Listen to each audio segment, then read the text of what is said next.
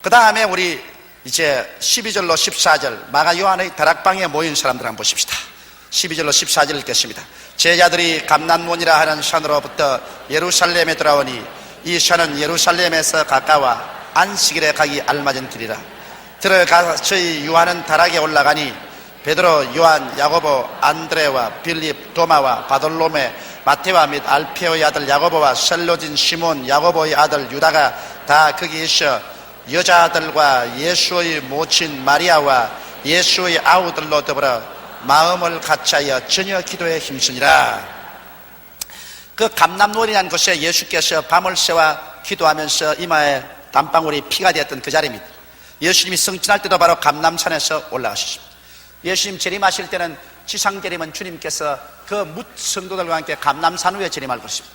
그러면 감람산이 쫙 갈라질 것을 이미 성경에 예언해 놓으셨습니다. 그러므로 감람산의 이의가 깊습니다. 예수님이 감람산 겟세마네에서 주님 기도하신 그 자리가 바로 예수님이 성취한 자리고, 예수님이 지상 강림할 때도 이 감람산 위에 주님께서 강림하실 것이라고 말하고 계십니다.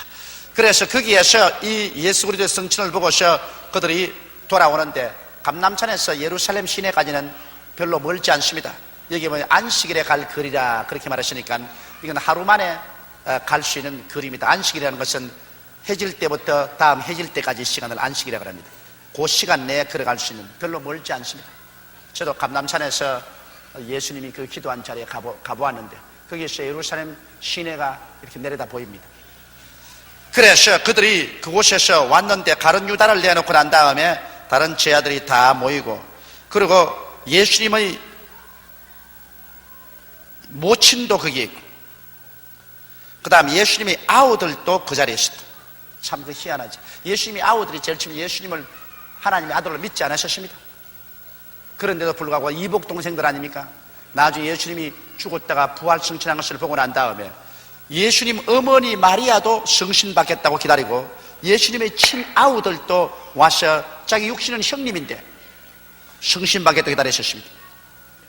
여러분, 내가 아무리 훌륭해도 우리 동생들이 날 보고 주여 그러지는 않습니다. 그럼 왜냐? 형제가 아니니까 주가 아닌 거 다 알거든. 다 알아요. 그러나 만일 내가 죽었다가 부활하면 나보고 주라 할란지도 몰라요. 예수님처럼, 내가 만일 예수님처럼 죽었다가 사흘 만에 무덤에서 부활해서 성천하는 것을 보면 그건 뭐 아무리 자기 형제라도 주여 큽니다. 안 그럴 도리가 있어요. 그건 진짜 주님이. 내가 비유로 말해서 안 되시면 또 오해해가지고 조용기가 자기 주라 하더라 또 그런 말 안 나오게.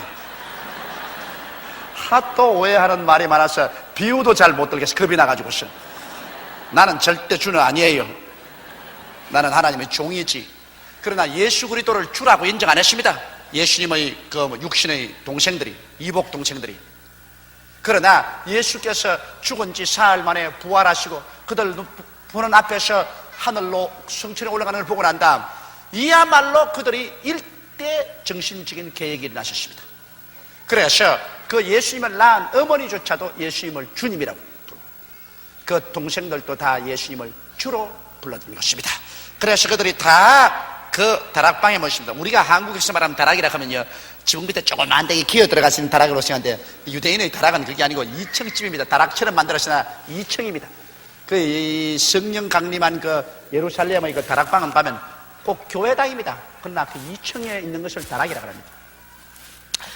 그래 모여서 이제 마음을 같이하여 저녁 기도에 힘쓰니라. 자, 여기에서 마음을 같이 했다. 자, 천시 하나님의 때를 기다리고 지리 예루살렘을 떠나지 말고, 그 다음에는 인화 마음을 같이하여 저녁 기도. 서로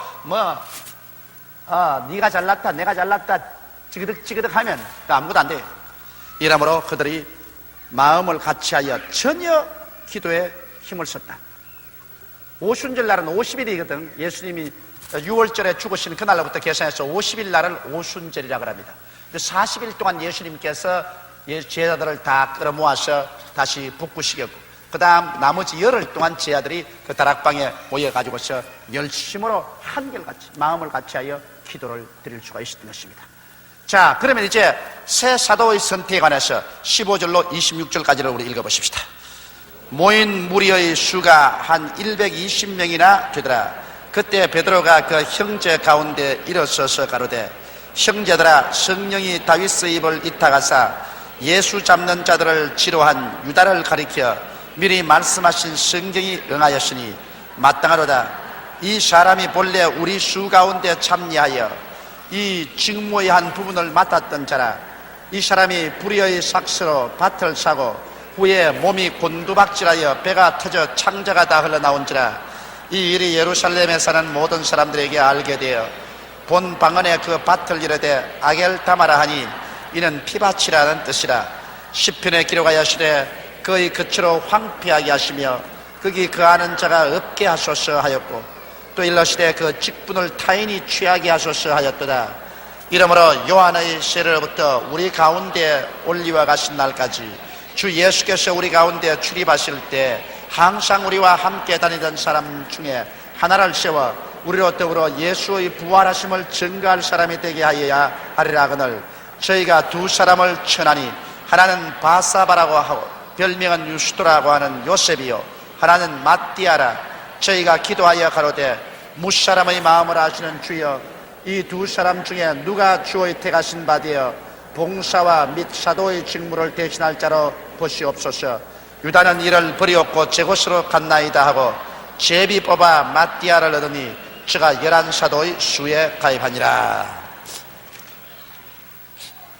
모인 무리의 수가 한 120명이나 되더라. 자, 보십시오. 여러분, 사람들이 얼마나 그 마음이 충성스럽지 않느냐 하냐면 예수님 감람산에서 부활 승천하는 것을 본 사람이 약 500여 명이 보았는데 그 500여 명 중에서 예루살렘에 와서 기도한 사람은 120명밖에 안 되었다. 그러면 어떻게 됐습니까? 380명은 아이고 천당도 좋지만 내일 바쁘다고 가버렸어. 그러니 사람들이 여러분 눈으로 보고도 안 믿습니다. 이 사람만 병 나오면 뭐 우리 온 동리가 다 믿을 거요. 대도 않은 소리 하지 마십시오. 나도 그런 병 낫게 하려고 막 철야하고 금식하면서 기도해서 턱 나으니까 나으니까 하는 말이 뭐냐면 그 마침 나으려고 하니까 나았지 뭘 그 하나님 기적으로 나았겠으면 당장 그럽디다. 그렇기 때문에 사람이라는 것은 정말 참 간사하고 완악하게 짝이 없어. 500명이 예수님이 방금 승천해서 올라가는 것 자기 눈으로 보고도 예루살렘에 와서 기도한 사람은 120명밖에 없었어요. 이러니까 여러분, 부름을 받은 사람은 많대 태감을 받은 사람은 적었다고. 그날 500명이 부름 받았지만은 결국 태감을 받고 들어온 사람은 120명밖에 없었다는 것을 우리가 알게 될 때 우리 마음을 가다듬어야 될 것을 알 수 있습니다. 모인 무리의 수가 한 120명이나 되더라. 그때 베드로가 가로되, 이제 베드로가 바로 12제자 중에 수제자니까 베드로가 가로되 그 형제 가운데 일어서서 가로되 형제들아, 성령이 다윗의 입을 이탁하여 예수 잡는 자들을 치료한 유다를 가리켜 미리 말씀하신 성경이 응하였으니 마땅하로다.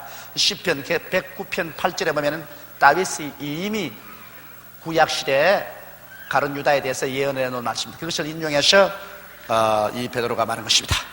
이 사람이 본래 우리 수 가운데 참여하여 이 직무의 한 부분을 맡은 자라. 이 가룟 유다는 12제자 중에 한 사람으로 직무를 맡았습니다. 하나님이 정한 수 12명은 이것은 변할 수가 없습니다. 그런데 가룟 유다가 지금 예수를 배반하고 죽었기 때문에 11명이 됐거든. 그러므로 한 사람을 또 숫자를 보태야 되는 것입니다. 그래 베드로가 이제 그것을 이제 여기서 설파를 하는 것입니다. 이 사람이 불의의 삭스로 밭을 사고, 여러분 잘 아시다시피 가룟 유다가 은 30냥을 받고서 예수를 팔아 넘겼다가 나중에 마음에 가책을 느끼고 이것을 성전 금고에 던져놓으니까 성전에서는 말이 이것은 피값이라서 받아 놓을 수 없다고 해서 이 돈으로 객지 나그네들이 죽으면 파묻는 묘지를 밭을 사다고 했습니다. 바로 그 말인 것입니다. 그러나 자기가 직접 안 샀지만은 그러나 그 돈으로 샀으니까 가룟 유다의 불의의 값으로 밭을 산 그 한 것입니다. 몸이 곤두박질하여 배가 터져 창자가 다 흘러나온지라. 복음서에 보면은 가룟 유다가 가서 목매어 죽었다고 했는데 여기서는 더 상세하게 베드로가 말하기를 그가 곤두박질하여 배가 터져 창자가 다 흘러나왔다니까 내 보기에는 목을 메었다가 막 얼마나 숨이 답답하 놓으니까 확 하다가 그냥 새끼줄이 탁 끊어지니까 그냥 탁 떨어졌는데 막 그 밑에 막 말뚝이나 그런 돌멩이가 있어가 돌멩이에 탁 부딪혀가 배가 착 갈라져가지고서 창자가 막 쏟아진 막 그렇게 된 것 같습니다. 내가 생각건데 이러니 여러분 양심의 가책이 되어 주님 팔한 죄가 얼마나 무섭습니까? 예수님을 팔고 난 다음 그 다음 자기 양심의 가책을 느끼고 목을 맸는데 목 메고도 편안하게 못 죽었어. 얼마나 발부둥을 쳤든지 줄이 끊어져 가지고서 땅에 곤두박질하고 떨어져서 그냥 배가 갈라지고 창자가 다 쏟아져서 죽었으니 세상에 사람이 죽어도 올바르게 죽어야지 그렇게 비참하게 죽으면 어떻게 되겠습니까 여러분? 이러므로 주 예수 그리스도를 배반한 유다도 그랬지만은 여러분 주 예수를 십자가에 못 박으시고 외친 이스라엘 백성들 예수의 피를 우리와 우리 자손에게 돌리소서. 그 예수의 피와 그거를 우리 자손에게 돌리셨는데 그 결과로 여러분 나치 독일에 때 600만 유대인이 죽었습니다. 600만 명이 그 예수님을 배반한 죄로 600만 명의 유대인이 하나님 앞에 죽었다. 그거는 이스라엘 백성들이 자진해서 그 조상이 말한 이 예수 그리스도 죽인 그 피값을 우리와 우리 자손에게 돌리라고 외쳤습니다. 여러분 천지와 만물을 지으신 하나님의 아들 예수 그리스도를 우리가 그렇게 가볍게 경솔하게 취급해서는 안 됩니다. 유대민족이 예수 그리스도를 배반한 거로 주 70년에 로마의 디도대장이 침범에 들어왔었을 때 풍지박산에서 망하고 50만 유대인 젊은 청년이 죽었죠. 2000년 동안 나라 없는 민족으로 땅끝까지 흩어진 것이 유대민족 아닙니까? 그래서 그들이 얼마나 역사의 비참한 재물이 되었습니다. 하나님이 버린 사람은 이렇게 된다는 증거가 된 것입니다. 참 무섭고 떨립니다. 이러므로 주를 믿고 의지하는 사람은 주님께서 높이십니다. 제가 나를 사랑한 적 내가 저를 건지리라. 제가 내 이름을 한 적 내가 저를 높이리라. 내가 환난 날에 저와 함께 저를 건지고 저를 영화롭게 하리라. 그러나 주님을 배반한 자는 주님께서 철저히 버려버릴 것입니다. 그리고 하나님이 심판하시는 것입니다. 그러나 우리는 예수를 믿고 더 잘 믿고 절대로 예수님을 배반하고 그리스도를 모욕해서 멸망당하는 자리에 들어가지 말아야 됩니다. 제가 가만히 벌써 목회를 제가 지금 26년 차니까요. 그동안 목회하면서 가만히 내가 우리 과거 교인들을 많이 살피고 있어요. 과거에 내가 목회한 바로 내 목장에서도 주를 잘 섬기는 장로나 권사나 집사나 구역장이나 평신도들을 내가 가만히 그 자손들을 보내. 어제도 내가 가만히 앉아서 그 자손들을 내가 생각해보고 그 자손들이 희한하게 다 잘 됐어요. 주를 잘 섬긴 사람이 자기 당대에는 축복을 못 받는지 몰라도 그 자손들이 희한하게 다 잘 돼 있어요. 그런데 또 가만히 살펴보니까 하나님을 배반하고 몹시 가시 노릇을 하고 몸된 교회를 흐르는 사람들이 그 자손들이 다 못 돼 있어. 자손들이 아주 고생을 하고 있어. 이래서 성경에 다윗이 말한 것처럼 의인이 버림을 당하거나 그 자손이 걸치가는 것을 내가 보지 못했다. 주님께서 의인의 자손들을 축복해 주시다. 미국에 보면 저명한 정치가나 실업가나 사회 지도자들이 거의 다 목사와 장로의 자손이었다는 것을 내가 미국에서 그 조사 발표한 것을 내가 보았습니다. 그렇기 때문에 하나님의 축복은 여러분 자손에 이른 것입니다. 하나님의 저주를 바라면 그 저주는 3, 4대까지 내려오고 하나님의 축복은 여러분 천대로 이런 것입니다. 이렇기 때문에 우리 부모가 주를 잘 섬겨놓으면 그 축복이 자손들에게까지 넘쳐나오고 부모가 하나님을 잘못 섬겨놓으면 그 저주가 자손들까지 내려간다는 것을 우리가 명심하고 우리 주님을 잘 섬기십시다. 그 다음 시편에 기록하였을 때 그의 거처로 황폐하게 하며 그의 거하는 자가 얻게 하소서하였고 이건 시편 69편 25절에 예언된 말씀입니다.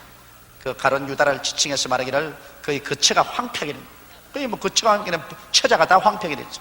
그게 거하는 자가 얻게 하소서하고 그 다음 시편 109편 8절에 있는 것을 또 인용해서 말하기를 그 직분을 타인이 취하게 하소서. 그 직분을 잃었으니까 타인이 취하겠어. 그래서 이 성서적으로 사도 베드로는 이제는 오순절 날이 오기 전에 11제자가 12제자가 되도록 빠진 톱니를 다시 메꾸도록 했습니다. 이러므로 요한의 세례 요한부터 우리 가운데서 올리워 가신 날까지 주 예수께서 우리 가운데 출입하실 때 항상 우리와 함께 다니던 사람들 중에 하나를 세워 우리를 더불어 예수의 부활하심을 증거할 사람이 되게 하여야 하리라. 12제자만 예수를 따르는 게 아니라 수많은 다른 남자들도 여자들도 제자로 선택은 못 받아도 3년 반 동안 예수님을 따라갔던 사람이 많이 있어요. 12제자는 예수님이 택함을 받았지만 직접 예수님의 택함 못 받은 사람도 그리스도의 은혜를 사모해서 수많은 사람들이 예수님을 따르는 것입니다. 그 중에서 한 사람을 택하자는 것입니다. 저희가 두 사람을 천하니, 그래서 그들이 이제는 두 사람을 청가합니다. 이게 이제 직원을 택하는 공정한 투표 방법인 것입니다. 한 사람이라고 한 사람 딱 정하지 않고 두 사람을 정해놓고 난 다음 이제 택합니다. 바사바라고도 하고 별명은 유스도라고 하는 요셉이요 하나는 마띠아라. 저희가 기도하여 가로되 이제는 하나님께 기도합니다. 택해놓고 난 다음 기도합니다. 무사람의 마음을 아시는 주여, 이 두 사람 중에 누가 주의 택하신 바가 되어 봉사와 및 사도의 직무를 대신할 자로 보시옵소서. 유다는 이를 저버리고 제곳으로 갔나이다. 제곳으로 갔다는 것은 지옥으로 갔다 그 말인 것입니다. 하고 제비 뽑아 마띠아를 하니 저가 열한 사도의 수에 가입하니라. 자, 제비를 뽑았다. 야, 그러면 이 사도들 또 제비를 뽑았으니까 우리도 어려운 일이 생기거든. 할 것인가 안 할 것인가 딱 적어가지고서 그래가지고 제비를 싹 뽑을까? 지금은 그거 안 돼요. 왜냐? 그때는 왜 제비를 뽑았느냐? 구약시대에는 제비를 많이 뽑았습니다. 그때는 성령이 아직 오지 않았기 때문에 그런 것입니다. 성령이 오순절날 임하고 난 다음에는 이제는 우리는 성령의 음성에 귀를 기울여야지 제비를 뽑지 말아야 되는 것입니다. 그때는 아직까지 그들이 성령 충만함을 받지 않았기 때문에 성령의 음성을 들을 수가 없습니다. 이러므로 그들이 할 수 있는 최선의 길은 하나님 앞에 기도하고 난 다음에 하나님 성령이 배후에서 지도해 주셔서 제비를 뽑도록 그렇게 한 것입니다. 오늘날의 시대는 이제는 하나님이 제비를 뽑는 것으로 우리를 지도하지 않습니다. 오늘날 하나님께서 성령의 고요하고 잠잠한 음성으로 우리를 인도하시는 것입니다. 이래서 우리가 하나님 앞에 간절히 엎드려 기도하면 하나님께서 우리로 소원을 두고 행하게 하신다. 우리 마음속에 뜨거운 소원이 일어나게 하신다. 성경에 분명한 약속이 없을 때는 주님께 기도하면 하나님께서 기도할 때 막 마음에 뜨거운 소원을 일으켜서 우리를 인도해 주시는 것입니다. 하나님 하라면 그 길로 그냥 마음을 막 성령께서 끌어가시고, 하나님 안 된다면 마음을 성령께서 죽여버리고 마음에 그냥 진짜 하기 싫게 만들고, 이래서 우리 마음의 생각에 소원을 일으켜서 주님께서 인도해 주십니다. 빌립보서에 기록된 말씀입니다. 너희 안에서 행하시는 하나님의 신이 그의 기쁘신 뜻을 위하여 너희로 소원을 두고 행하게 하시나니. 할렐루야. 그러므로 우리가 기도할 때 마음의 소원을 아주 중시해야 됩니다. 오늘날의 시대는 주님께서 소원을 통해서 인도하시는데, 그 소원도 이제 우리가 일어나거들랑 그 소원이 성서의 말씀에 맞느냐 안 맞느냐 그것을 비교해보고, 그 소원과 함께 마음에 평안이 있느냐 없느냐를 살펴보고, 말씀에 엇나지 않고 마음에 평안이 있으면 그 하나님 뜻입니다. 그러므로 그것대로 행하면 틀림이 없습니다. 저는 대개의 경우에서 하나님이 말씀으로 분명하게 가르치거나 하나님이 꿈이나 환상으로 분명하게 보여준 것 이외에는 엎드려서 기도하고 하나님 소원을 따라서 행하면 거의 틀림없습니다. 하나님이여, 이 중대한 일을 두고 내가 주의 뜻을 알기를 원합니다. 우리 주님이여, 주께서 저에게 가르쳐 주시옵소서, 인도하여 주시옵소서. 주님께 간절히 엎드려 기도하면 마음이 뜨끈해집니다. 어떤 건 1시간, 어떤 건 2시간, 어떤 건 하루 종일 주님께 기다리면 마음이 뜨끈해지면서 이 길로 가라는 소원이 일어나기 시작하는 것입니다. 그 길로 따라서 한 일은 언제나 틀림이 없었습니다. 그러나 막 기도도 하지 않고 하나님께 물어보기도 안 하고 내 생각에 적당히 이 적당히가 사람 잡습니다. 그게 절대 예수 믿는 사람이 적당히 하지 말아야 돼요. 기도해야 돼요. 그래서 나는 기도 안 하고 그만 적당히 좋겠지 하고 하면, 아니 그러면 나중에 낭패가 돼가지고 저 지렁창에 빠져서 아이고 내 죽네. 그때는 기도하면 주님께서 내가 언제 너무 가라겠니? 그때는 상처를 입게 되는 것입니다. 성경 말씀 로마서 8장에 하나님의 성령으로 인도함을 받는 그들은 곧 하나님의 아들의 것입니다.